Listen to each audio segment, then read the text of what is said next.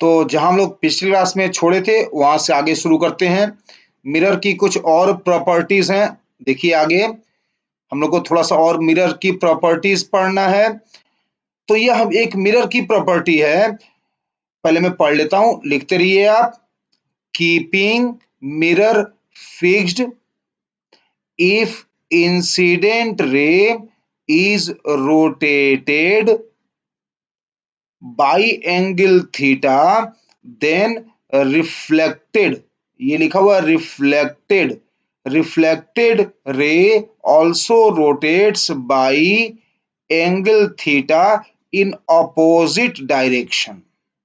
क्या करना है, इसका मतलब क्या हुआ, लिख लिया ना। अब समझिए, ये एक मिरर है, ये एक मिरर है, इस मिरर को फिक्स रखना है, इस मिरर को नहीं हिलाना है, ये मिरर फिक्स रखना है।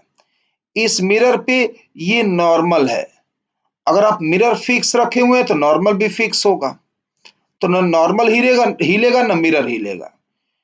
एक इंसिडेंट रे I1 आ रहा है मिरर पे, जिसका रिफ्लेक्टेड रे R1 गया।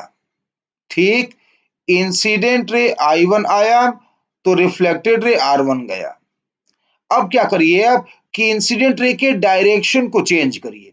इंसिडेंट रे को theta angle घुमाइए। Incident ray I1 से I2 कर दीजिए। इंसिडेंट रे को जो I1 था उसको I2 करिए। यानी अब इंसिडेंट रे इस डायरेक्शन से आ रही है मिरर पे।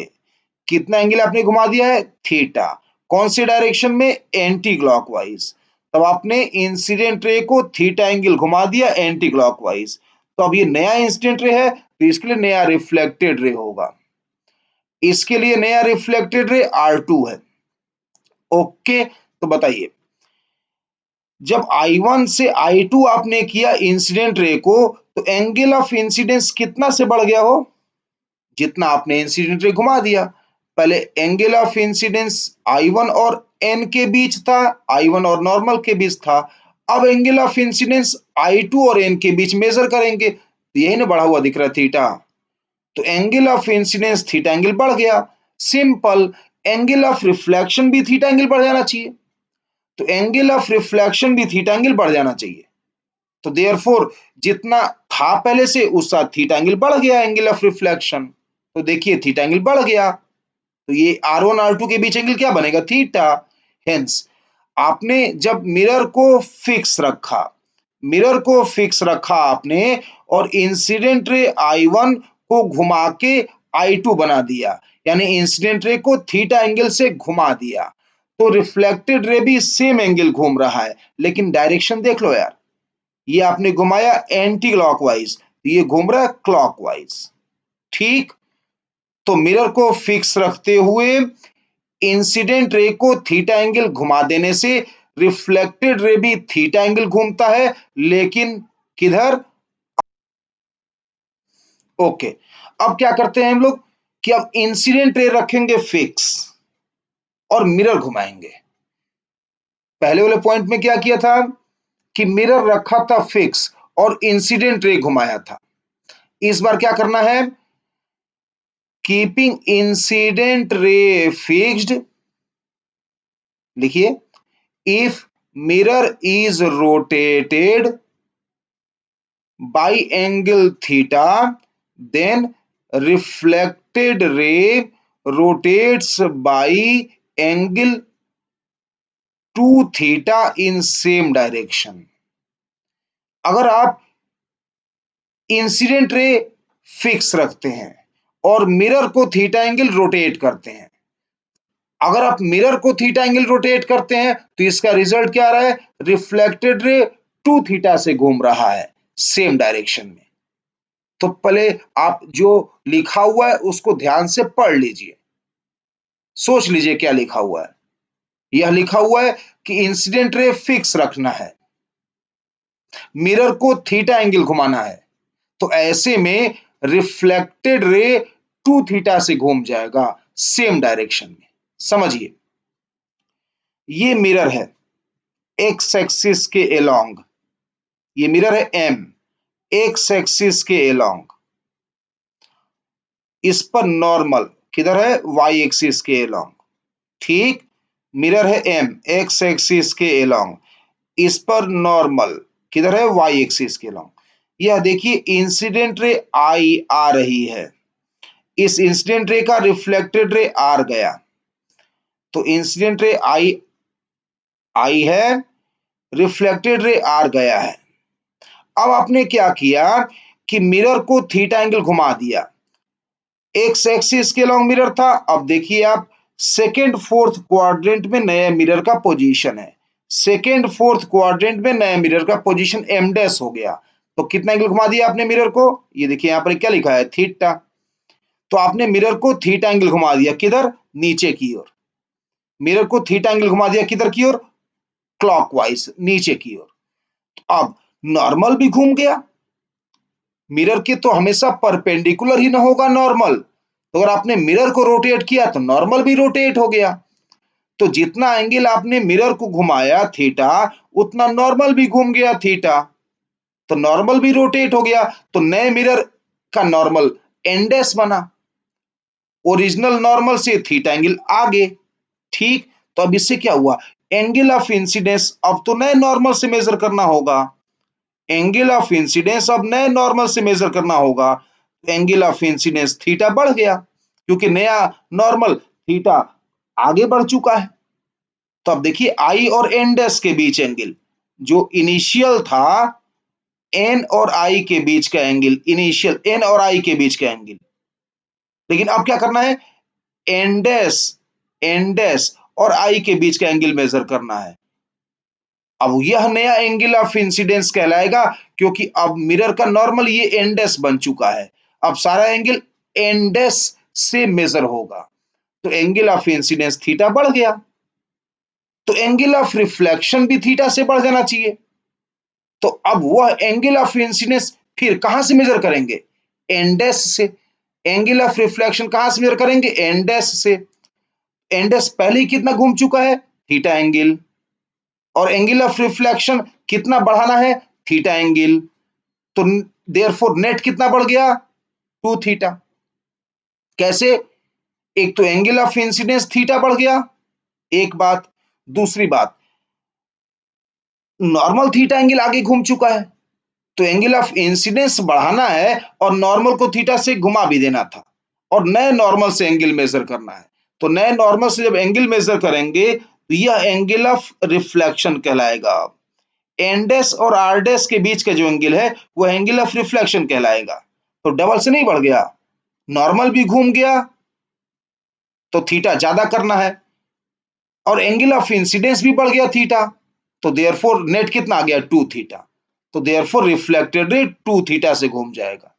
तो याद करिए कि इंसिडेंट रे फिक्स रखते हुए, इंसिडेंट रे फिक्स रखते हुए यदि मिरर को थीटा एंगल घुमाते हैं तो रिफ्लेक्टेड रे टू थीटा से घूमता है सेम डायरेक्शन में। देखिए टू थीटा से घूमता है सेम डायरेक्शन में, नीचे मिरर आया तो रिफ्लेक्टेड रे भी नीचे आया डबल एंगल से। ठीक, तो मिरर घुमाने पर रिफ्लेक्टेड रे डबल घूमता है उसी डायरेक्शन में। अब बात करते हैं स्पीड ऑफ इमेज की, स्पीड ऑफ इमेज की हम लोग चर्चा करेंगे।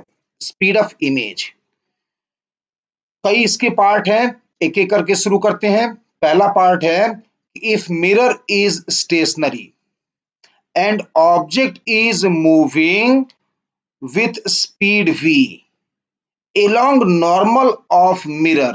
समझते रहिए, लिखते रहिए, क्या लिखना है आपको, if mirror is stationery, mirror रुका हुआ है, and object is moving with speed v along normal of mirror, then image also moves with same speed v but in opposite direction।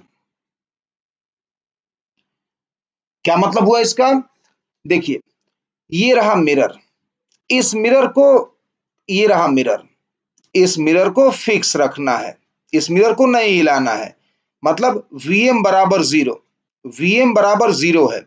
Velocity of mirror zero है।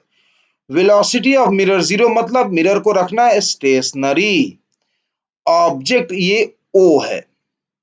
VO मतलब velocity of object, VI मतलब velocity of image. VO मतलब क्या? VO मतलब क्या? Velocity of object. VI मतलब क्या? Velocity of image. ठीक, तो ऑब्जेक्ट किधर मूव कर रहे हैं? एक्स डायरेक्शन में। मिरर किधर है? वाई एक्सिस के अलोंग। तो मिरर अगर वाई एक्सिस के अलोंग है और ऑब्जेक्ट को आप एक्स एक्सिस के अलोंग चला रहे हैं, मतलब क्या हुआ कि आप ऑब्जेक्ट को मिरर के नॉर्मल के डायरेक्शन में चला रहे हैं। तो यही लिखा हुआ है। एंड देखिए यहां पर लिखा हुआ है, देखिए देखिए, and object is moving with speed v along normal of mirror, along normal of mirror। ठीक, तो मिरर रखना है स्टेशनरी। मिरर को रखना है, डायग्राम देखिए, मिरर को रखना है स्टेशनरी। ऑब्जेक्ट को मिरर के परपेंडिकुलर चलाना है। ऐसे में इमेज मिरर के परपेंडिकुलर ही चलेगा। क्यों? ऑब्जेक्ट इमेज हमेशा एक स्ट्रेट लाइन पे ही तो होंगे, है कि नहीं? तो ऑब्जेक्ट और इमेज हमेशा स्ट्रेट लाइन पे होंगे। तो ऑब्जेक्ट जिस लाइन पे चलेगा, इमेज अभी उसी लाइन पे चलेगा। क्यों? क्योंकि ऑब्जेक्ट मिरर के नॉर्मल चल रहा है। ठीक, तो ऑब्जेक्ट अगर मिरर के नॉर्मल चलेगा v स्पीड से, तो इमेज भी उतना ही स्पीड से चलेगा। अब देखो, ऑब्जेक्ट मिरर के पास आ रहा है, तो हम लोग को पता है ना कि जितना डिस्टेंस पर ऑब्जेक्ट उतना ही डिस्टेंस पर इमेज। तो अगर ऑब्जेक्ट मिरर के पास आ रहा है, इमेज भी मिरर के पास आएगा, तभी तो दोनों का डिस्टेंस मिरर से बराबर रहेगा, है कि नहीं? तो ऑब्जेक्ट जितने स्पीड से चलेगा मिरर के नॉर्मल के डायरेक्शन में, इमेज भी उतना ही स्पीड से चलेगा मिरर के नॉर्मल के डायरेक्शन में। लेकिन देखिए, दोनों का डायरेक्शन उल्टा है कि नहीं है? दोनों का डायरेक्शन उल्टा है। तो याद रखिए कि if mirror is stationary and object is moving normal to mirror, then image also moves with same speed but in opposite direction। ठीक, तो वेक्टर फॉर्म में यहां लिखा हुआ है वेलोसिटी ऑफ ऑब्जेक्ट और वेलोसिटी ऑफ इमेज में क्या रिलेशन है? केवल डायरेक्शन ही तो उल्टा है, मैग्नीट्यूड तो सेम है, दोनों का स्पीड v है। ठीक, तो therefore vo vector is equal to minus vi vector, है कि नहीं? देखिए नेक्स्ट पॉइंट देखिए। अब क्या करेंगे हम लोग? मिरर को फिक्स रहने देंगे। पिछले पॉइंट में ऑब्जेक्ट किधर चलाया था? मिरर के नॉर्मल के डायरेक्शन में। अब क्या करेंगे कि अब ऑब्जेक्ट को मिरर के पैरेलल चलाएंगे। अब ऑब्जेक्ट को मिरर के पैरेलल चलाएंगे। ठीक, देखिए क्या लिखा है, पढ़ते जाइए, समझते जाइए और कोशिश करिए कि लिखना भी होता रहे। क्या लिखा हुआ है? Keeping mirror stationary, object moves parallel to the surface of mirror with speed v, then image also moves in same direction with speed v। ठीक, अब मैं आपको समझा रहा हूं क्या लिखा हुआ। ये लिखा ये हुआ है कि मिरर को स्टेशनरी रहने दीजिए और इस बार ऑब्जेक्ट को मिरर के सरफेस के पैरेलल चलाइए। अगर आप ऑब्जेक्ट को मिरर के सरफेस के पैरेलल चलाएंगे तो इमेज भी मिरर के सरफेस के पैरेलल चलेगा, उतना ही स्पीड से, उसी डायरेक्शन में। देखिए कैसे, ये रहा मिरर, ये मिरर है, एक्स एक्सिस के लॉन्ग मिरर है, वीएम बराबर जीरो, मतलब मिरर का कोई वेलोसिटी नहीं है, मिरर का वेलोसिटी जीरो है। यह मिरर एक्स एक्सिस के लॉन्ग है, वीएम बराबर जीरो मतलब वेलोसिटी ऑफ मिरर जीरो है। ओके, देखिए ऑब्जेक्ट को आप एक्स एक्सिस के अलोंग चला रहे हैं, मतलब ऑब्जेक्ट को मिरर के पैरेलल चला रहे हैं। ठीक, तो ऑब्जेक्ट को मिरर के सरफेस के पैरेलल मूव कराना है। तो इमेज कहां बनता है? कैसे बनाते हैं इमेज? ऑब्जेक्ट से मिरर पे परपेंडिकुलर ड्रॉप करते हैं, बन जाता है इमेज। जितना दूर ऑब्जेक्ट मिरर से उतना ही दूर इमेज मिरर से। ठीक, तो अगर आप देखिए ऑब्जेक्ट यहां से टी टाइम में एक्स डिस्टेंस आगे बढ़ गया, मान लीजिए कि ऑब्जेक्ट टी टाइम में एक्स डिस्टेंस आगे बढ़ गया, तो अब कैसे इमेज बनेगा? फिर आपको यहां से परपेंडिकुलर ड्रॉप करना होगा, एक्स डिस्टेंस ऑब्जेक्ट आगे बढ़ चुका है कि नहीं? अब कर्सर देखिए, ऑब्जेक्ट ओ एक्स डिस्टेंस आगे बढ़ चुका है टी टाइम में। अब यहां से आप परपेंडिकुलर ड्रॉप करेंगे तो इमेज भी एक्स डिस्टेंस आगे आ गया होगा। तो देयरफॉर जितना दूर ऑब्जेक्ट चला उतना ही दूर इमेज चला, तो दोनों का स्पीड हुआ बराबर और डायरेक्शन तो सेम दिख ही रहा है, दोनों का डायरेक्शन तो दोनों का सेम दिख ही रहा है। तो देयरफॉर मिरर को स्टेशनरी रखते हुए ऑब्जेक्ट को मिरर के सरफेस के पैरेलल चलाएंगे तो इमेज भी उतना ही स्पीड से उसी डायरेक्शन में चलेगा। तो स्पीड भी सेम है, डायरेक्शन भी सेम है, मतलब वेलोसिटी भी सेम है, यानी velocity of image is equal to velocity of object. Velocity of image is equal to velocity of object. Okay, अब एक काम करते हैं, हम लोगों ने पहले क्या किया, मिरर को स्टेशनरी रख के ऑब्जेक्ट को दो डायरेक्शन में चलाया, मिरर के नॉर्मल, मिरर के पैरेलल। अब ये करते हैं कि ऑब्जेक्ट को रोकते हैं, मिरर को चलाते हैं, वही दो डायरेक्शन में।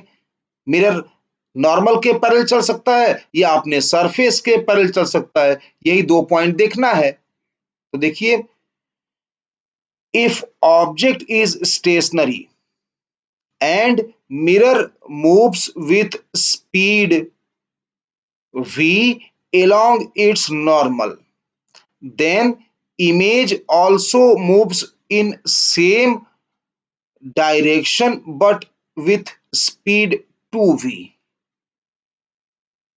क्या लिखा हुआ है?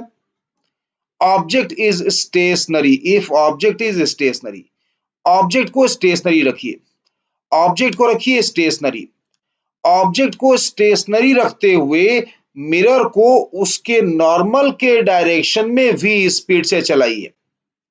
तो ऑब्जेक्ट को स्टेशनरी रखना है, मिरर को उसके नॉर्मल के डायरेक्शन में मूव कराना है, तो इमेज क्या करेगा? डबल स्पीड से मूव करेगा। किधर? सेम डायरेक्शन में। क्या करेगा इमेज? डबल स्पीड से मूव करेगा। किधर? सेम डायरेक्शन में। ठीक, देखिए ये मिरर है, ये रहा मिरर, ये मिरर है और ये ऑब्जेक्ट ओ, वीओ बराबर जीरो, वीओ बराबर जीरो मतलब ऑब्जेक्ट मूव नहीं कर रहा है, ऑब्जेक्ट मूव नहीं कर रहा है, वीओ बराबर जीरो मतलब ऑब्जेक्ट मूव नहीं कर रहा है। मिरर किधर है? वाई एक्सिस के अलोंग, तो इसका नॉर्मल किधर हुआ? एक्स एक्सिस के अलोंग। तो किधर वेलोसिटी दिया है? देखिए एक्स एक्सिस के अलोंग, यानी मिरर को नॉर्मल के डायरेक्शन में चलाना है। तो क्या लिखा हुआ है? Velocity of image is 2 times velocity of mirror, V I बराबर 2vm, यानी क्या हुआ कि इमेज डबल स्पीड से चलेगा सेम डायरेक्शन में। ठीक, तो ऑब्जेक्ट स्टेशनरी रखने रहने दीजिए, मिरर को नॉर्मल के डायरेक्शन में मूव कराइए, तो क्या रिजल्ट आएगा? इमेज डबल स्पीड से मूव करेगा सेम डायरेक्शन में। ठीक है, अब क्या करते हैं लास्ट पॉइंट में कि मिरर को उसके सरफेस के पैरेलल चलाते हैं। देखिए, if object is stationary, object तो रोके रखना है, and mirror moves with speed v parallel to its reflecting surface. क्या मतलब हुआ? If object is stationary, object को रोके रहने दीजिए, and mirror moves with speed v parallel to its reflecting surface, mirror को उसके रिफ्लेक्टिंग सरफेस के पैरेलल चलाइए, कुछ नहीं होगा, कुछ नहीं होगा।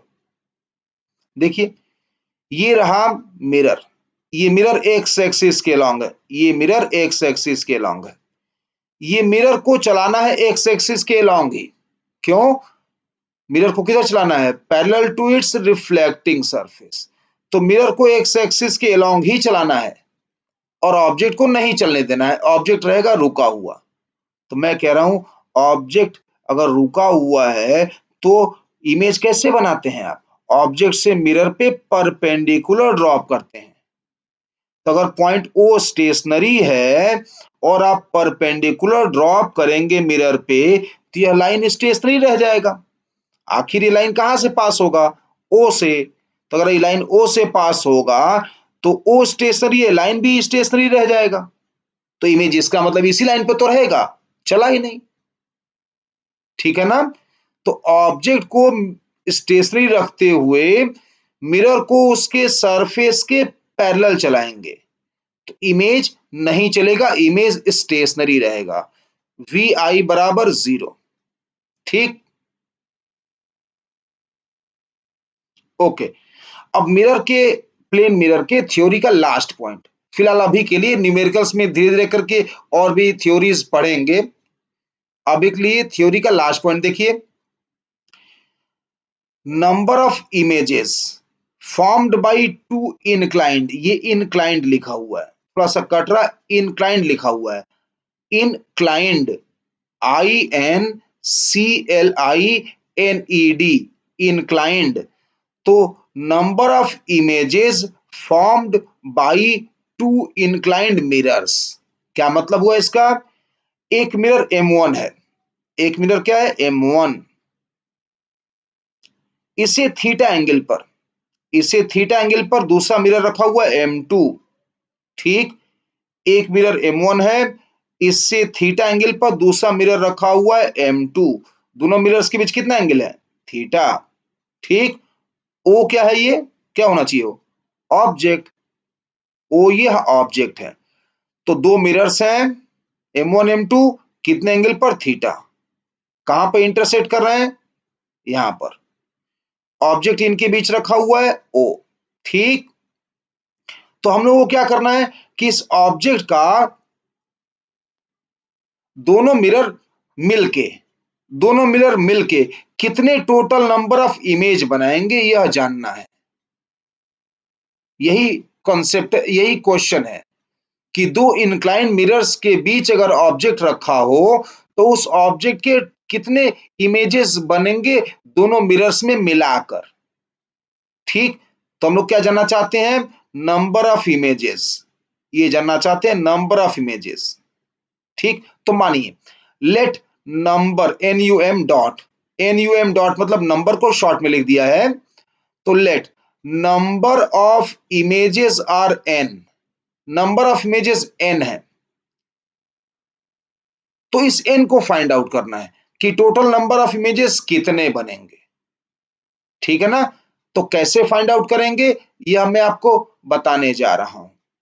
तो सबसे पहले एक काम करिए, एक चीज समझिए कि अगर यहां से दोनों मिरर के इंटरसेक्शन पॉइंट से, जहां मेरा कर्सर है, दोनों मिरर के इंटरसेक्शन पॉइंट से एंगल बाइसेक्टर एक लाइन हाइपोथेटिकली ड्रॉ करने की कोशिश करता हूं, मैं मन ही मन ड्रॉ करने की कोशिश करता हूं, एंगल बाइसेक्टर। ठीक, दोनों मिरर के बिल्कुल बीचों बीच। तो यह क्या कहलाएगा? ये कहलाएगा लाइन ऑफ सिमेट्री।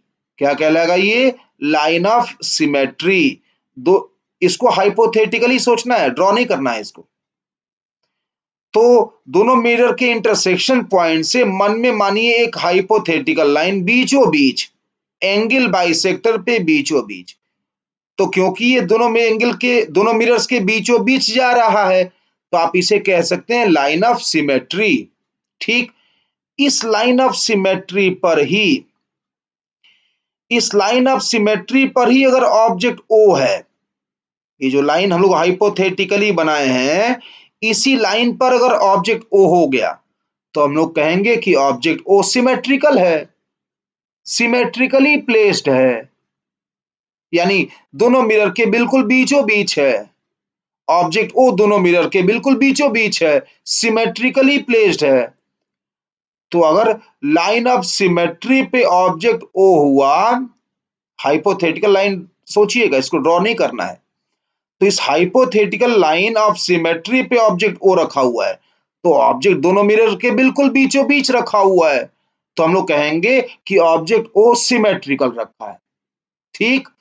लेकिन ऑब्जेक्ट ओ अगर किसी मिरर के पास में हो, जैसे मान लीजिए कि ऑब्जेक्ट ओ, कर्सर देखिए, मान लीजिए ऑब्जेक्ट ओ यहाँ पे हो, M1 के पास हो, उस हाइपोथेटिकल एंगल बाइसेक्टर वाले लाइन पर ना हो, एक मिरर के पास हो, दूसरे से दूर हो, ऑब्जेक्ट वो बीचों बीच ना हो, तो हम लोग क्या कहेंगे कि ऑब्जेक्ट अनसिमेट्रिकल रखा हुआ है, ऑब्जेक्ट सिमेट्रिकल नहीं है, ठीक। तो हम लोग क्या समझे हैं कि ऑब्जेक्ट को सिमेट्रिकल रखने का मतलब दोनों मिरर से बराबर दूरी पर रखना, बीचों बीच रखना। अनसिमेट्रिकल मतलब क्या, एक मिरर के नजदीक, दूसरे मिरर से दूर, ठीक। इस पर आंसर डिपेंड करेगा कि आंसर क्या आने वाला है। तो आगे बढ़िए, let number of images are N, मान लीजिए total number of images N बन रहे हैं, ओके। तो एन का वैल्यू कैलकुलेट करने का मेथड आप देखिए, सबसे पहले क्या करना है आपको, 360 बाई थीटा कैलकुलेट करना है, सबसे पहले 360 बाई थीटा कैलकुलेट करना है। लेकिन 360 यूज कर रहे हैं ना, यानी थीटा किस में होना चाहिए, डिग्रीज में होना चाहिए, थीटा किस में होना चाहिए, डिग्रीज में होना चाहिए। तो 360 बाई थीटा कैलकुलेट करिए, थीटा किस पे रखना है, डिग्रीज में। जैसे मान लीजिए 60 डिग्री, तो 360 बाई 60 कितना आया, 6, इवन है, 6 इवन है। तो आंसर क्या आएगा, 360 बाई थीटा -1, ठीक। यानी सबसे पहले क्या करना है आपको, 360 बाई थीटा कैलकुलेट करना है, थीटा किस में होना चाहिए, डिग्रीज में। अगर ये 360 बाई थीटा इवन आया तो डायरेक्ट आंसर बोलना है एक कम करके, 360 बाई थीटा -1, एक कम करके आंसर बोलना है। ये देखना ही नहीं है कि ऑब्जेक्ट सिमेट्रिकल रखा था कि अनसिमेट्रिकल रखा था। 360 बाई थीटा इवन आने पर सिमेट्री अनसिमेट्री से फर्क नहीं पड़ता है, ठीक। तो 360 बाई थीटा कैलकुलेट करिए, थीटा रखना है डिग्रीज में। अगर यह इवन आया तो एक कम करके आंसर बोलिए, 360 बाई थीटा -1, ओके। लेकिन मान लीजिए 360 बाई थीटा ऑड आ गया, जैसे थीटा मान लीजिए 72 डिग्री हो, तो 360 अपॉन 72 कितना आएगा, 5, 5 ऑड है, तो 360 बाई थीटा ऑड आ गया। तब आपको अब देखना है ऑब्जेक्ट सिमेट्रिकल रखा था कि अनसिमेट्रिकल रखा था, ठीक। इवन आने पर कुछ नहीं चेक करना है, एक कम करके आंसर बोलना है। 360 बाई थीटा इवन आया तो कुछ चेक करने की जरूरत नहीं है, एक कम करके आंसर बोलना है, 360 बाई थीटा -1। ऑड आया तब चेक करने की जरूरत है, 360 बाई थीटा अगर ऑड आ गया तब चेक करने की आवश्यकता है। 360 बाई थीटा ऑड आया तब चेक करिए ऑब्जेक्ट कैसे रखा है। ऑब्जेक्ट अगर रखा हुआ है, if object is placed symmetrically, if object is placed symmetrically, तो आंसर बोलना है एक कम करके, 360 बाई थीटा -1, ठीक। 360 बाई थीटा -1 कब, जब ऑब्जेक्ट रखा है सिमेट्रिकली। लेकिन अगर ऑब्जेक्ट सिमेट्रिकली नहीं रखा है, सिमेट्रिकली नहीं रखा है, अनसिमेट्रिकली, अनसिमेट्रिकली मतलब क्या, एक मिरर के नजदीक और दूसरे मिरर से ज्यादा दूरी पर, दोनों मिरर से बराबर डिस्टेंस पर ना हो। तो अगर ऑब्जेक्ट अनसिमेट्रिकल रखा है तो आंसर 360 बाई थीटा ही रहने दीजिए, एक कम नहीं करना है, ठीक। तो 360 बाई थीटा ऑड आया तभी सिमेट्रिकल अनसिमेट्रिकल देखने की जरूरत है, इवन में तो कुछ देखना ही नहीं है। अगर ऑब्जेक्ट सिमेट्रिकली रखा हुआ है, ऑड आने पर 360 बाई थीटा -1 आंसर दीजिए। अनसिमेट्रिकल रखा है ऑब्जेक्ट तो डायरेक्ट आंसर वही बोलिए जो 360 बाई थीटा का वैल्यू था, ठीक। तो हम लोग अब नॉर्मली प्लेन मिरर की थ्योरी लगभग खत्म कर चुके हैं, थोड़ा वो थ्योरी न्यूमेरिकल्स में भी देखेंगे, ओके। तो नियरली हम लोग थ्योरी प्लेन मिरर का खत्म कर चुके हैं, नेक्स्ट क्लास से इस पर न्यूमेरिकल्स देखेंगे, है ना। बढ़िया से पढ़िएगा और लिखने की भी कोशिश करिएगा, नोट्स बनाने की कोशिश करिएगा। नेक्स्ट क्लास से प्लेन मिरर पर